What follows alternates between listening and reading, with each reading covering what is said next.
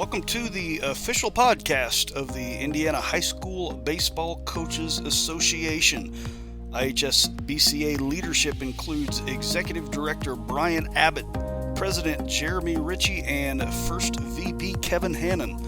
Follow them online at IHSBCA.org and be sure to give them a follow on Twitter with the handle at IHSBCA. I'm your host, Dan Hill of Baseball Across Indiana, and with that, let's get right to today's episode.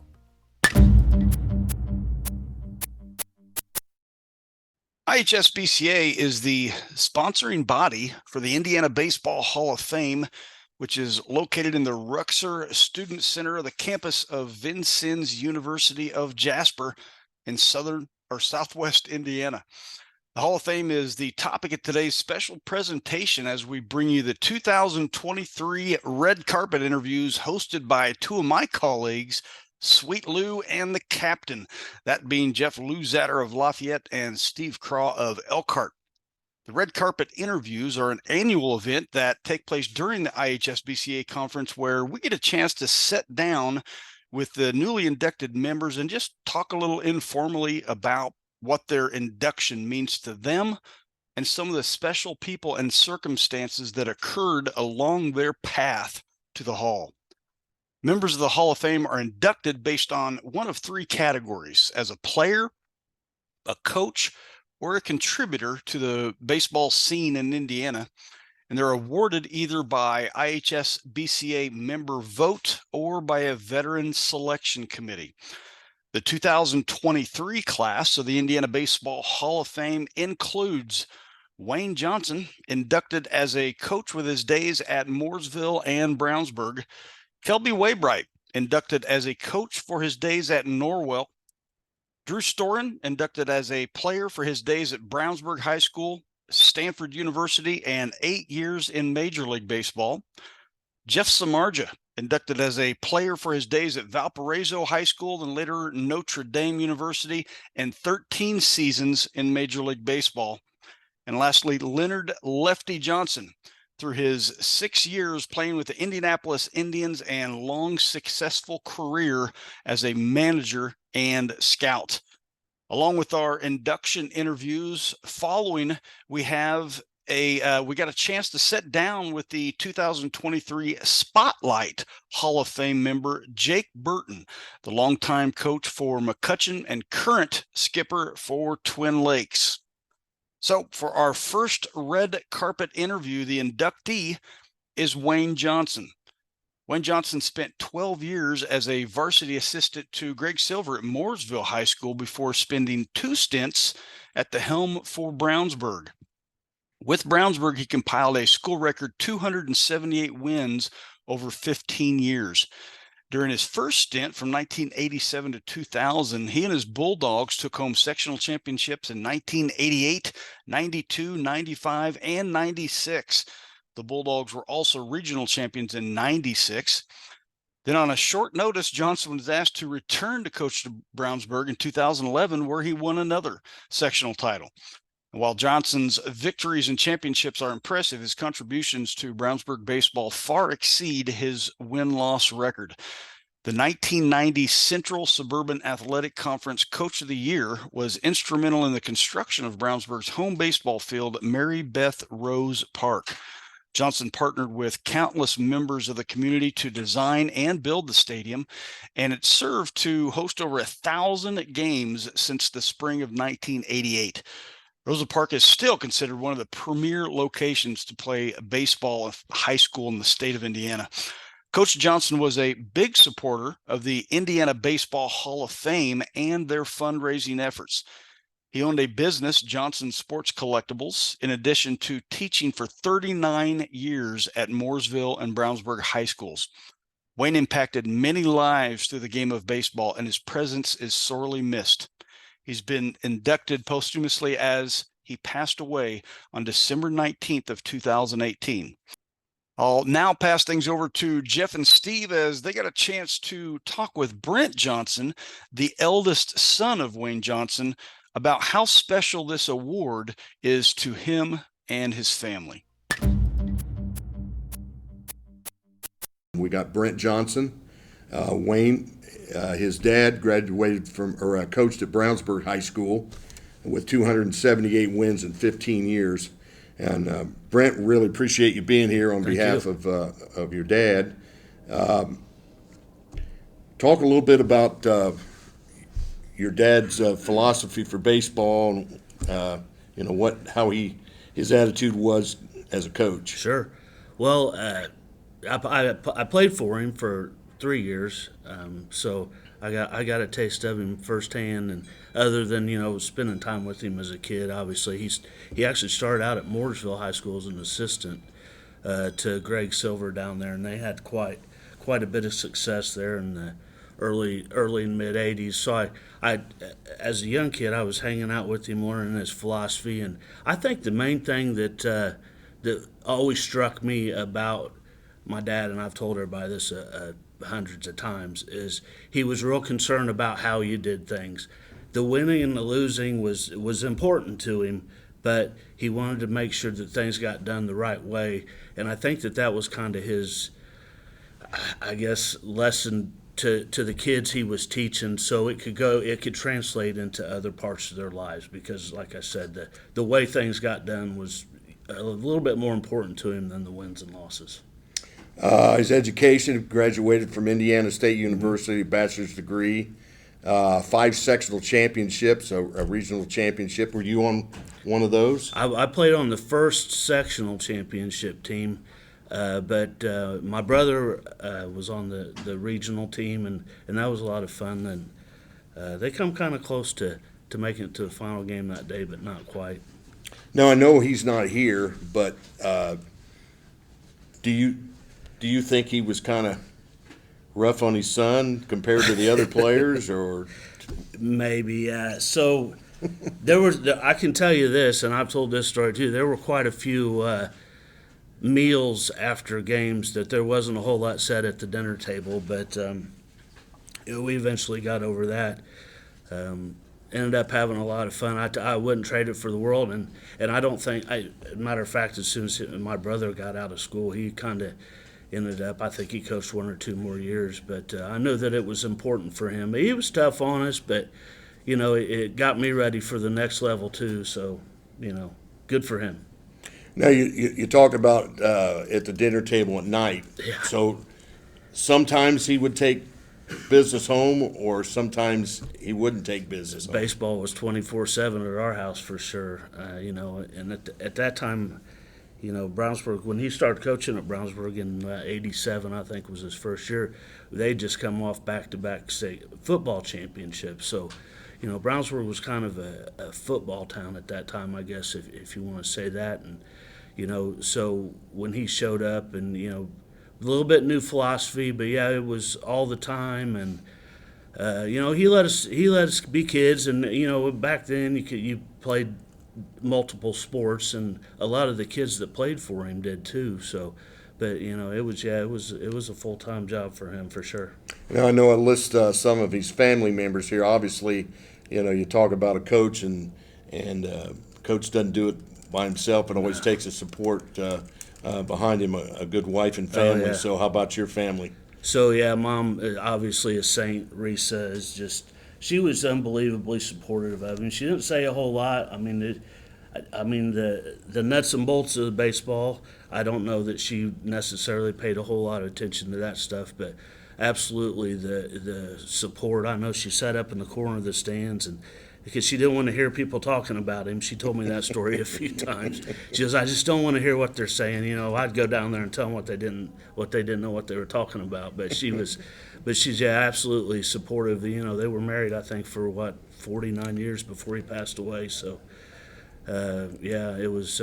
She was always there. And then like I said, it was me and my brother, and then I had a younger sister that played softball, and it kind of translated a little bit, but definitely there was tons of support for him at home from my mom. That's for sure. She was invaluable to him. I can tell you that for sure. Well, if she was like mine, being a baseball freak, I'm sure she didn't miss any of your games. No. She's still she won't miss her grandkids' games. So yeah, absolutely. Well, last question here, Brent. What's this mean for you and your family to Well, be inducted? A funny story is I told my dad, because he was very involved in the golf tournament that raises money. He helped Ray every year with the memorabilia and stuff. And so I would always go down and play with him. And, since every year we take one or two teams anyways. And I told him, I don't know, this was 10 years ago. I said, one of these days I'm going to get you in that Hall of Fame. And minus the expletives, he told me that I was out of my mind. And, I just laughed at him. And a couple years after that, I said it to him one more time. He looks at me, he goes, Brent, you just don't understand. He goes, that Hall of Fame's not for people like me. And so here we sit today, and I guess I got the last laugh on him. Well, the 208th inductee, Wayne Johnston. Brent, congratulations. Thank you very much. We look forward to your speech tonight. For our next red carpet interview, Jeff and Steve got a chance to talk with Kelby Webright. Kelby Webright is a graduate of North White High School. Following graduation, he attended and played baseball for 3 years at Blackburn College before earning his bachelor's degree from IU. Following 1 year as an assistant at North White, Coach Webright spent 6 years as an assistant and then later 11 seasons as the head coach for Norwell High School, where he compiled a record of 243 wins to only 93 losses before retiring in 2012 to coach his son in travel baseball. As a head coach of the Norwell Knights, Coach Webright led the program for 11 seasons, compiling a record of 243 and 93. During that time, his team won 2 conference crowns, 7 sectionals, 4 regionals, 2 semi-states, finished the 3A state runner-up in 2006, and won the 3A state titles in 2003 and 2007.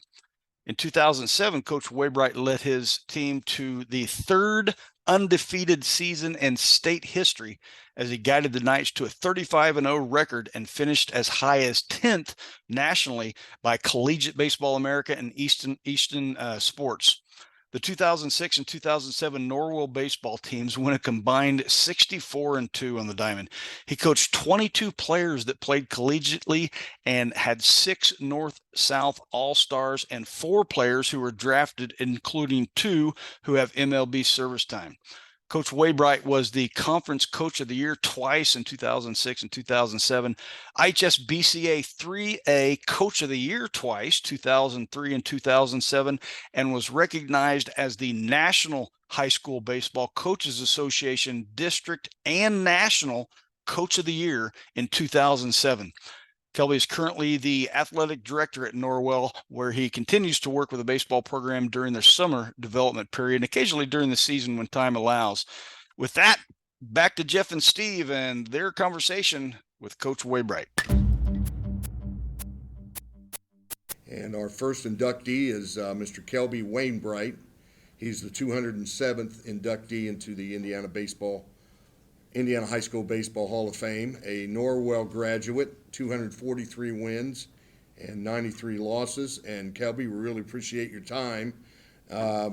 We were talking off camera. You're a graduate of North White High School, which kind of just a small borough just north of Lafayette. Can you kind of talk a little bit about those days at North White?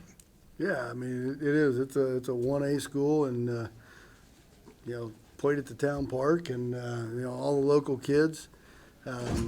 Coach Burton was in McCutcheon at the time, getting every kid that came from the Colt World Series from Puerto Rico to join his team, I think. But no, it was a great community. There wasn't a whole lot to do in Monon, so you played ball. And the guy that was our Little League coach became our Babe Ruth coach and became our Legion coach and our high school coach, Coach Bonakovich, and a lot of fond memories from playing at Monon. Now, what position did you play on the field? I was a second baseman. I think it was because I was a little runt when I was a kid growing up, and they put me over there. I had a decent glove, but couldn't throw it very far. Certainly didn't have an arm like Drew, so I got to be at second. Talk a little bit about see some of your accomplishments here. As written here last, first you were president of the the IHSBCA and North-South All-Star coach in 2007.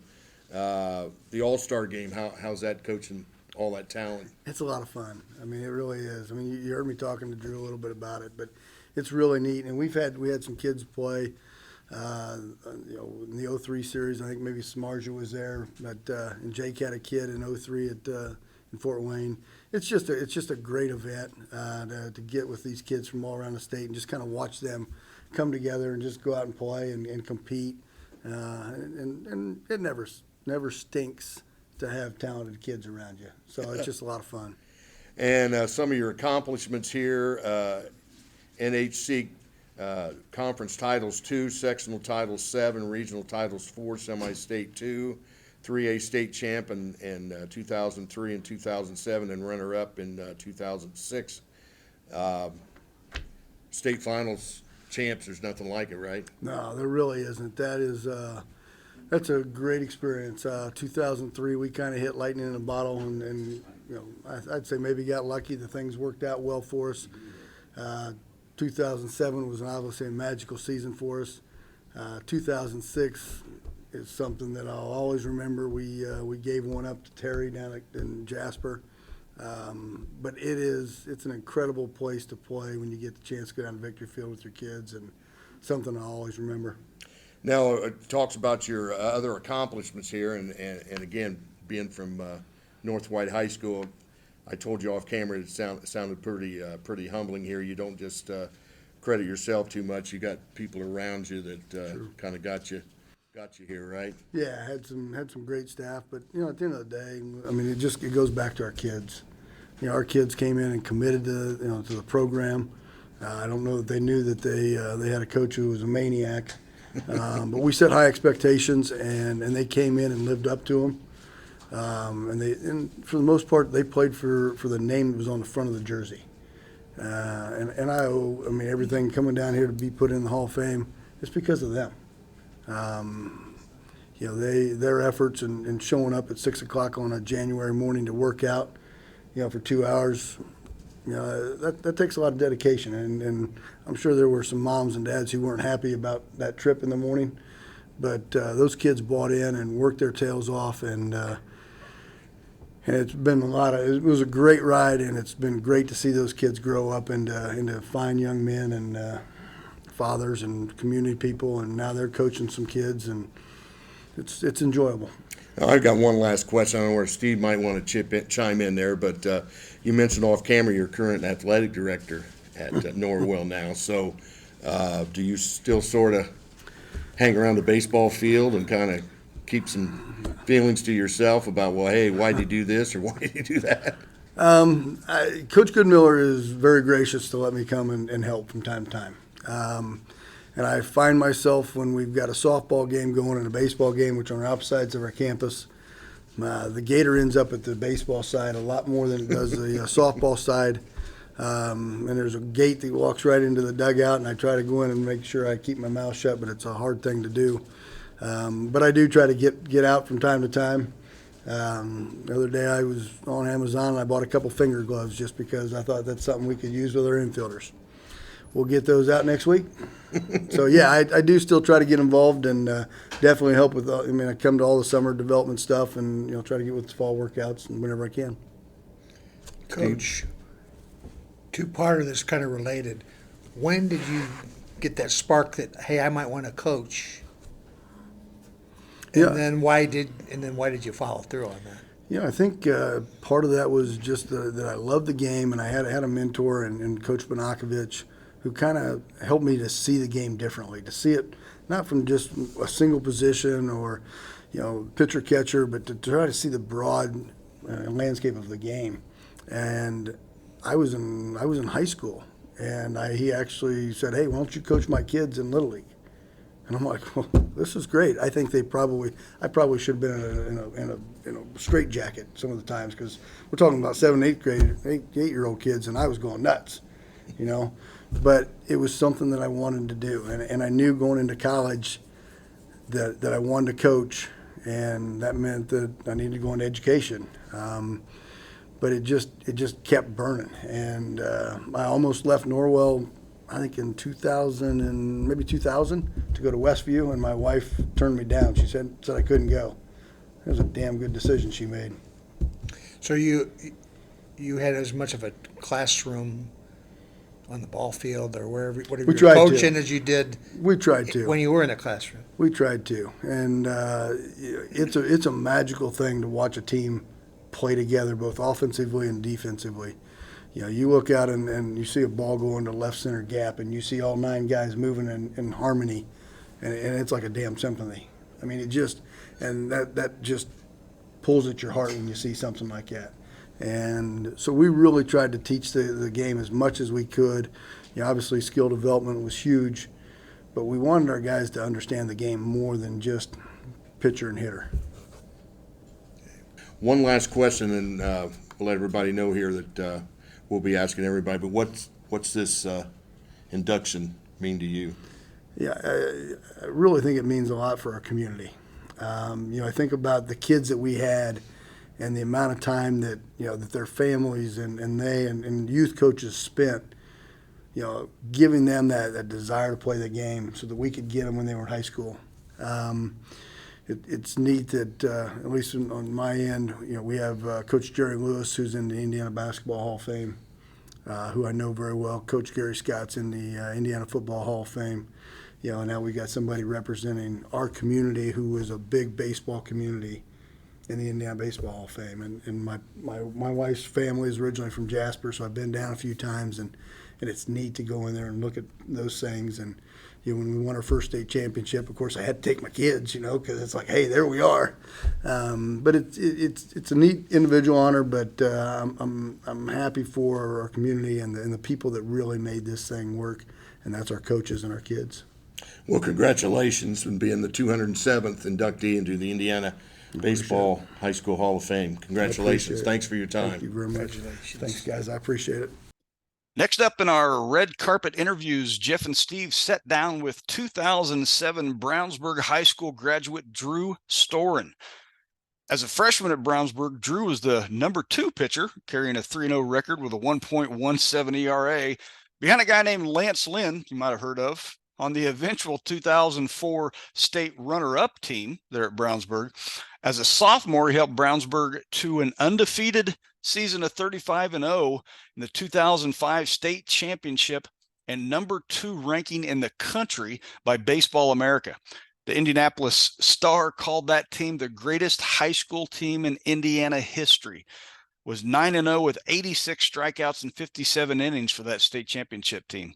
For his career, he finished 28-2 with 270 strikeouts and an ERA of 1.61 at the plate. He hit 400 with 16 home runs. He was drafted by the Yankees there in 2007 after his senior year, but instead went to Stanford University. In 2 seasons at Stanford, he was named to 3 freshman All-American teams. He was a 2-time first-team All-Pac-12 honoree, got the win in Game 1 of the 2008 College World Series, and he led Stanford as a sophomore in saves, wins, and appearances, and was their MVP in 2009. He finished his collegiate career with a 12-4 record, 26 saves, and 59 appearances, and an ERA of 3.84. As a draft-eligible sophomore there at Stanford, he was taken by the Washington Nationals as the 10th overall pick of the 2009 Major League Draft. And in 8 years, his Major League career with the Nationals, Blue Jays, Mariners, and Reds, he posted a career record of 29-18 with 99 saves, a 3.45 career ERA with 417 strikeouts. Had 6 postseason appearances for Washington in 2012 and 2014 with 1 win and 1 save. Drew and his wife, Brittany, currently reside in Carmel and have 2 boys, Jace and Pierce. So let's get back to Jeff and Steve for their red carpet interview with Drew Storen. Drew, I really appreciate your time. Got to know you a little bit because I was doing some stats for the IHSAA at Loeb Stadium in 05, and so that was a big deal for Brownsburg, and a big Cincinnati Reds fan. And 11 years you were a major league player, 6 teams, And 35-0 record in 2005, that was just, well, almost unbelievable. But can you talk a little bit about that time back then? Pretty insane. At the time, you don't realize what we had no idea what we were doing. But yeah, it was just a carryover of all the success that we had as a Little League. We all got to high school and were, consecutive years. So to have 3 major leaguers within, a span, it's pretty incredible, especially from, a town the size of Brownsburg.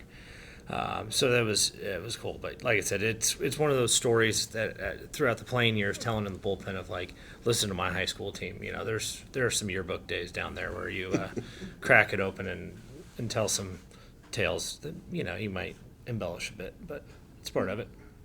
Went on to Stanford in the College World Series as a sophomore. Went 3-0. That's on my bucket list to go to Omaha to see that. Got any comment regarding that experience in playing college baseball? Yeah, I believe it was the last year of Rosenblatt too, so it was special to play there and kind of get that vibe of, kind of had an Indy 500 vibe with the tailgating, and it was kind of cool. You just had like tents set up of shops, and it was really neat. I mean, it's as close to the feeling of playing in the big leagues without it. It's not AAA. I think playing on that stage, when with the stakes that high. Really helped me at the next level. And just to talk a little bit about, you were successful in high school, 35-0. That's incredible. And then going to the College World Series, and then at that time after the College World Series, did you feel like you could be a major league player after that? Yeah, following the World Series, I went up to the Cape Cod League and played up there in the summer, and I did well. I kept excelling. So when playing against that level of talent, told me like, okay, and you started hearing the draft talk, and it worked out well for me being a draft eligible sophomore. So I knew that if I put together 2 good years, I could put myself in a pretty good position entering professional baseball. Another question, and Steve, maybe you can chime in here. Always talk a question for relievers. Even in college, being a reliever, did you have aspirations of being a starter, or were you very comfortable being a reliever all your major league career? The first time I came in to close a game in college, I knew that that's what I was built for. There was kind of no coming back. It ruined, like coming in a big spot, just that adrenaline rush. I was hooked. I told teams during the draft that I would start, and I had no problem doing it, but when the Nationals said they wanted me as a closer, I'm like, perfect. That's when I knew that I got to lean into that, and it was fun. Steve? All gas, no brakes. That was kind of the way, when I saw you pitch, that seemed to be what you were doing. I was a lot of times brakes, even when I had gas. I always like to tell the hitters if they wanted a fastball to go to the cage. So I didn't really care how hard I was throwing, and I always pitch backwards. Okay. Yeah. What about that immaculate inning, which means you struck out 3 batters on 9 pitches against the Orioles? That's the perfect game for a reliever. I mean, there are plenty of bullpen talks about it, and I was proud to do that when my stuff wasn't nearly as good as it was. I was just watching that video here just a little while ago, and I don't know that you had 2 deliveries that looked the same. You had a little Johnny Cueto in you with a hesitation. You had almost a sidearm delivery. Oh yeah, I was kind of pulling. I was. Did you do that? Did you do that often? Just different that year. arm angles. Just that year. Why? Yeah. Why was that? I wasn't throwing as hard, and I had the ability to do it. I tried it for fun in spring training, and I really enjoyed it. And so I just had to make sure that I had a catcher like Tuck, and since having the high school experience, we were on the same page. So he was used to seeing you throw from different would know, angles, yeah. or you communicated well. Yeah, and I would. Who was the manager at the time? Brian Price. And so Brian let you do that. Yeah, and because he knew too that Tuck and I threw to each other in the off season, so it was pretty special. But yeah, my favorite part about the immaculate inning, I used the same ball, so there's no foul tip, nothing. It was the same ball for 9 pitches. I wonder how many of those, I think you were like the fourth red and going way back to do that, and it hasn't been done that many times in Major League history, so. Yeah, I knew it was rare.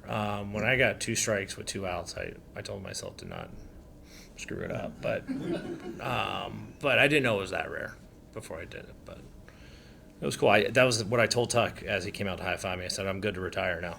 So Your first time in the majors, it says your most memorable baseball experience. Did you just kind of walk out there and just kind of, Dodger Stadium, pretty prestigious stadium to play, and you just kind of look around and think, man, this is awesome. yeah, I mean that first year was a whirlwind. Debuting in St. Louis, I wasn't nervous because I didn't know what to be nervous about. I couldn't wrap my head around what was going on. And then you get into the rhythm of it and you start to kind of figure it out, and then you kind of start thinking about it more. But then in August, when I got to close my first game at Dodger Stadium, that's when, again, back to the too big of a scenario, and this was a lot of fun. Uncharted territory. Now, just kind of my last question: if you had to do over again, would you have a theme song to have played when you're walking out to the field, like the New York Met pitcher? Oh, I mean, I took pride in my selections throughout the year, so I was kind of all over the map.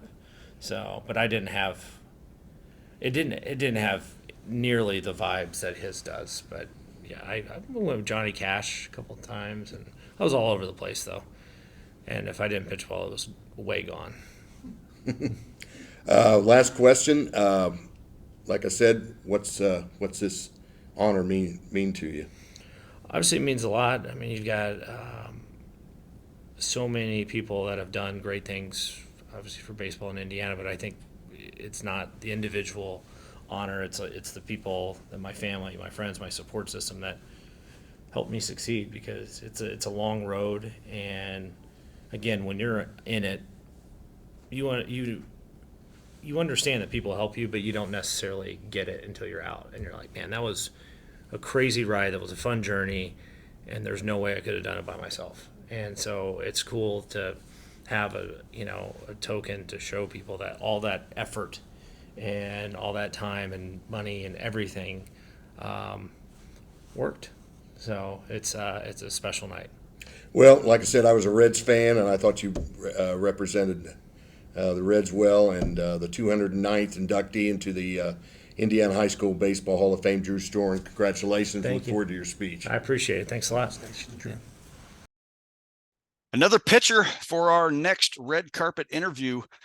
Jeff Samardzija is a 2003 graduate from Valparaiso High School and is considered one of the best athletes in Indiana state history. By his senior year, he was recognized as one of the state's best football players and was the runner-up for the Indiana Mr. Football Award.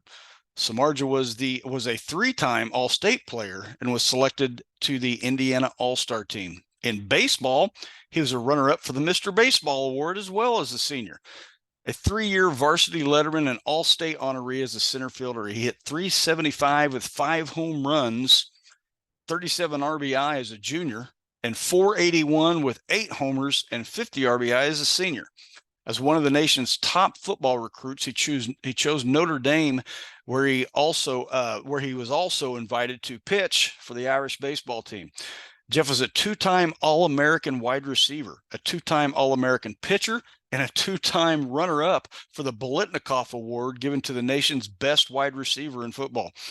Despite those football skills and the likelihood of being drafted as a first-round pick in the NFL, Samardzija opted to play baseball after pitching for the Irish for those 3 seasons. He was drafted by the Cubs in the 5th round of the 2006 Major League Baseball draft. He debuted for the Cubs in 2008. That was his Major League debut in 2008. In addition to the Cubs, Samardzija played for the Oakland A's in 2014, the White Sox in 2015, San Francisco Giants from 2016 to 2020.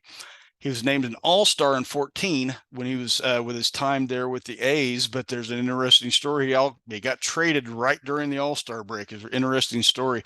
His career pitching record is 80-106 with a 4.15 ERA and 1,449 strikeouts.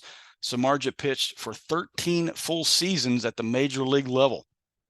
Jeff and his older brother, here's an interesting bit of trivia.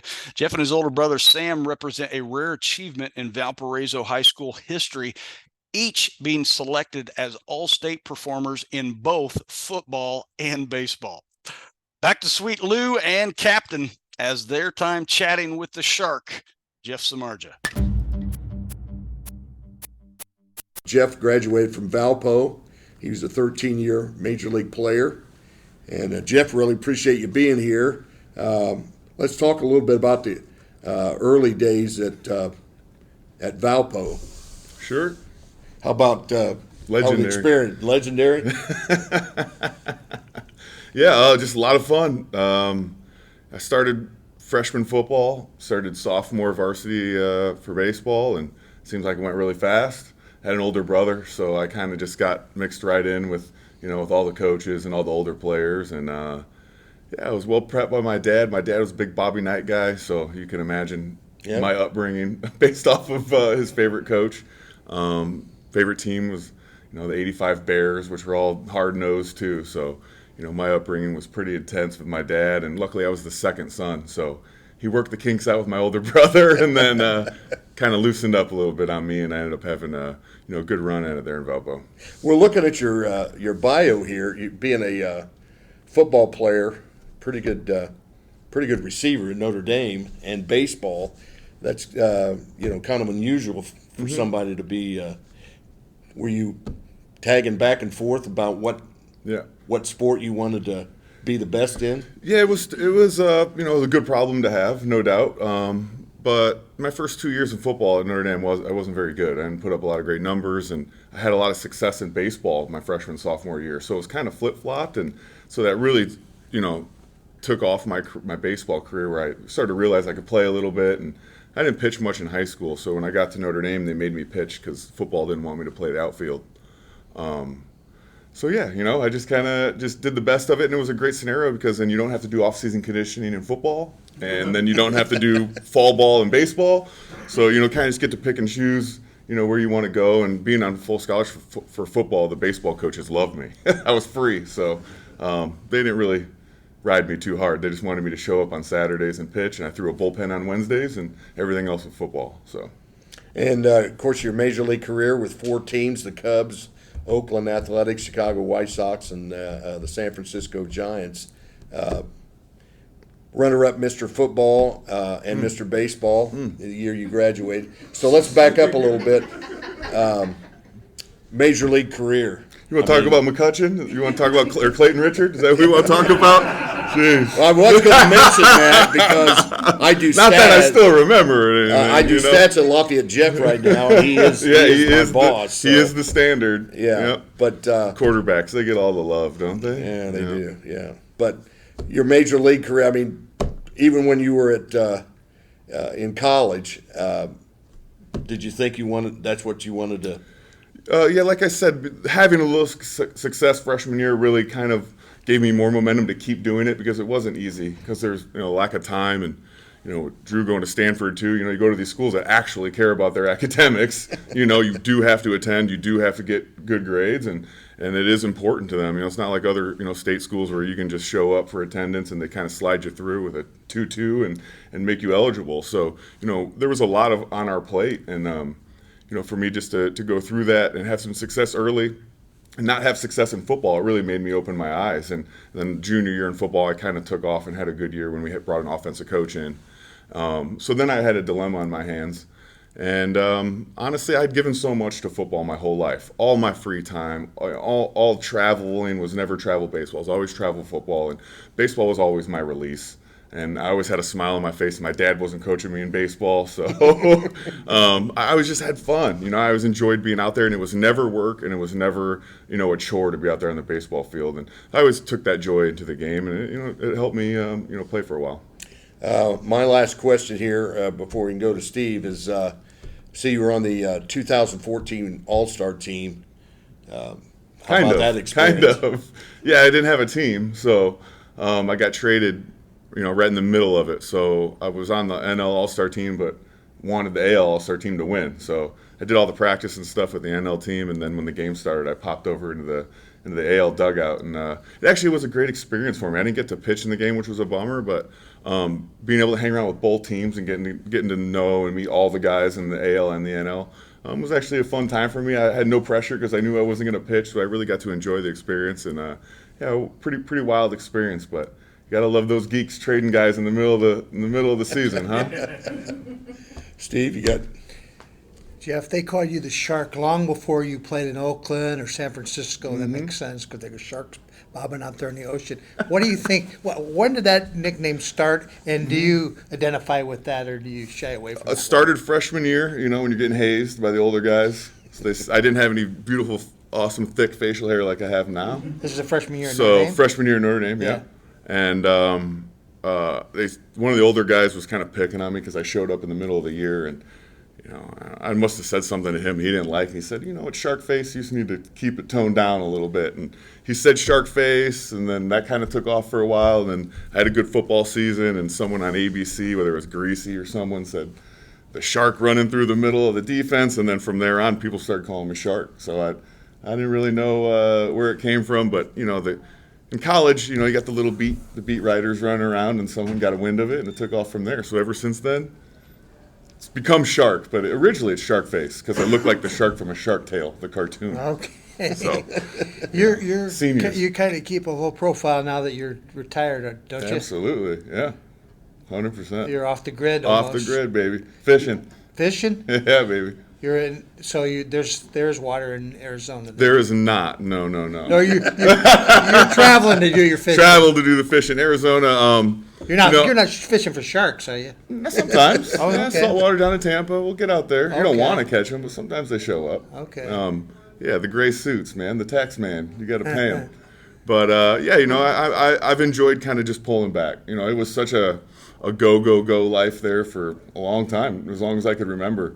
Didn't get to see the oldest son for a while, and the youngest one came along towards the end of my career. And I'll tell you what, I'm really enjoying seeing these kids grow up and being there for them every day. You see a lot of these guys that had kids real young in baseball, and that tough pull, that give and take of how much time do you give to baseball and your family. It had to have been really hard, and I was just very fortunate that things worked out, and I was able to do it towards the end, and now I can really spend a lot of my time with them. They're playing baseball. I'm trying to get them golfing, and I can get out there more too. So, but a lot of fun being a dad. I gave a lot of time to myself, so it feels good to give it to someone else. Awesome. Well, Jeff, we really appreciate your time, and congratulations on being the 2010 inductee, and we enjoy your speech. Thank you Looking so forward much. to it. Take care. Can't wait. Thank you. To wrap up our red carpet special, Jeff and Steve sat down with a current Hall of Fame member as part of the annual Hall of Fame member spotlight. Jake Burton was inducted into the Indiana Baseball Hall of Fame in 1998 after a successful career at the helm of McCutcheon High School.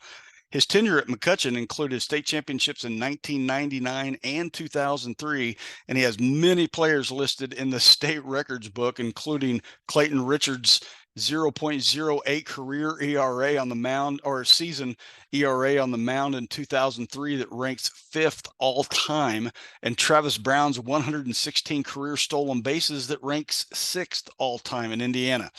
As the current head coach for Twin Lakes, Coach Burton continues to add on to his over 800 coaching wins. So with that, back to the guys who sat down with the 2023 Indiana Baseball Hall of Fame spotlight member, Jake Burton. Jake, I really appreciate your time. I guess you were chosen for the spotlight, guys. So really appreciate you being here.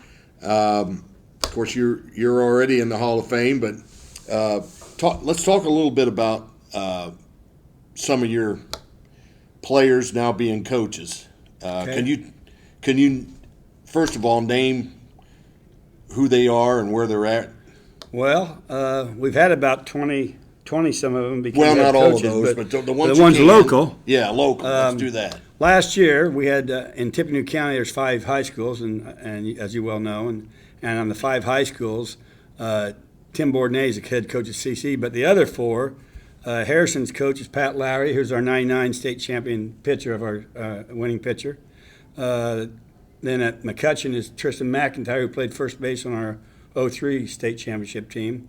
At West Lafayette was Justin Hartman, who was on our '02 team. And then on Lafayette Jeff is Clayton Richard, who's Mr. Baseball and everything else. So those 4 out of the 5 schools in Tippecanoe County are McCutcheon guys. And Brian Dreyer's down at Attica.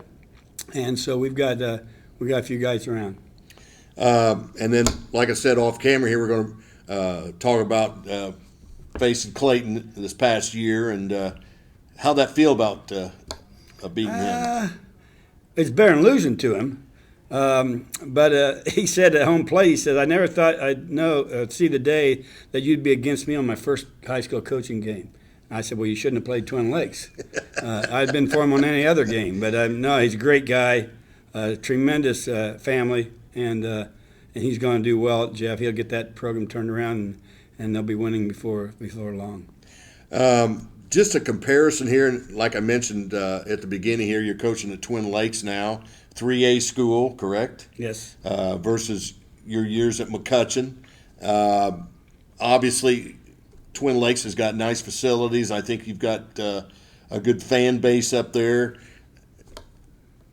Talk a little bit about the differences. Well, a big difference is the number of kids. You know, at McCutcheon, we'd have about 65, 75 kids come out. We had 3 teams. At Twin Lakes, we've got 22 kids total. So we have to kind of do some work in there to get a varsity JV schedule made up. But they're baseball kids, you know. I mean, they've grown up in athletic families, and they compete hard. I enjoy it very much. I enjoyed North Newton the 1 year I was there. But it's just a longer travel to North Newton. It was an hour and 10 minutes, and it was out of the time zone. Twin Lakes is a 45-minute drive from where I live. I still live across from McCutcheon. And it's a Grand Prix drive, so it's an interesting drive up there every day. And again, just kind of comparing the things, the two programs. Obviously, you being a 4A school at McCutcheon and going all the way in the state finals, the competition was obviously a lot stiffer. The opponents you're playing now, a little different, obviously. Well, you know, at McCutcheon, we were in the Hoosier Conference until maybe my first 79 through 98. So we were there 20 years. And then we went into the Olympic Conference for 4 years. And then we got in the Hoosier Crossroads Conference. And the Hoosier Crossroads Conference is where Storen was at Brownsburg. And we actually played them in the state championship in '03. And so, you know, as far as conferences and competition, 4A, I think the Hoosier Crossroads Conference is the best conference in the state. Year in, year out, you've had Fishers, Noblesville, Southeastern, and Brownsburg. At that time, McCutcheon, 5 of the schools had won the state championship. Actually, Harrison and Jeff had, so that was 7 of the schools had won the state championship in baseball. And so we always thought that was the best conference in the state. But we play now in the Hoosier Conference, which is the old conference that I played in when I first started at McCutcheon. Twin Lakes plays with West Lafayette, Central Catholic, Benton Central, Rensselaer, and that's the east side, and then there's a west side too. So anyway, it's good competition, good baseball competition, and Central Catholic year in, year out wins that. They're the smallest school, and they win a state title about every other year too. So it's good competition. But my last question, and Steve, you can chime in here if you've got one, but the philosophy of coaching at Twin Lakes versus coaching at McCutcheon. Now, you know, you've got more, obviously you said kids and the feeder system and stuff like that. Do you do things now at Twin Lakes as far as fundamentals that you didn't do at McCutcheon, or is it about the same as far as just the approach to the game? And I'd say the one thing that we don't do as much of is running, because I don't want to run too many kids away. We don't have 22 of them. Right. Other than that, it's all the same. I mean, I haven't changed since '79 when I started. My haircut policy is off the ears, an inch above the collar. It's been that way for 45 years or whatever, 43 years, and it's not going to change. I'm an old school style coach. We do fundamentals. We bunt. We run. I mean, we do a lot of things that I don't look for launch angles and exit velocities. I don't even want to hear that language. And that's what the young guys talk about now, but I can't even tell you how to do that, how to get there. I just want you to square the ball up and score runs and see what happens at the end of the game. Steve? Coach, I know you appreciate mental toughness in your players.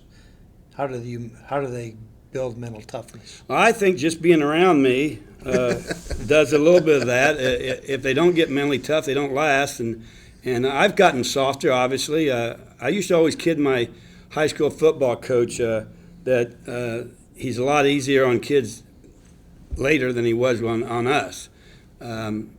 But that happens. I mean, we all get there, I think, eventually and find out we don't have to scream and yell and do things the way we used to do it in the old days. But, I mean, I still am the same guy. I'm pretty demanding, pretty disciplined program.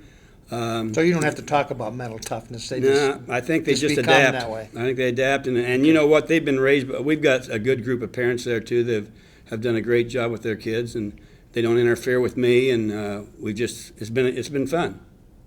Good deal. Jake, really appreciate your time, the Spotlight coach here in 2023. Thanks a lot. Good Thank luck. you. We'll see you. Hi, Jeff. We'll See see you you. maybe at Loeb Stadium against the Indians again. Okay.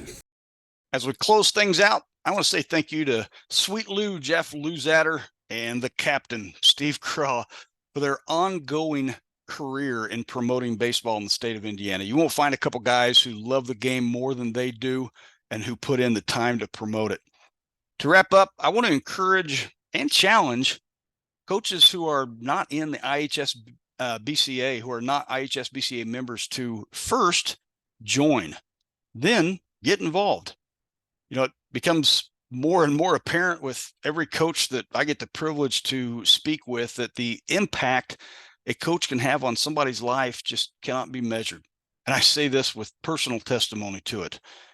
The IHSBCA assumes the task of equipping coaches of all ages to be the best they can be professionally and be who they need to be for the next young man who needs that perfect balance of wisdom, grace, and tough love.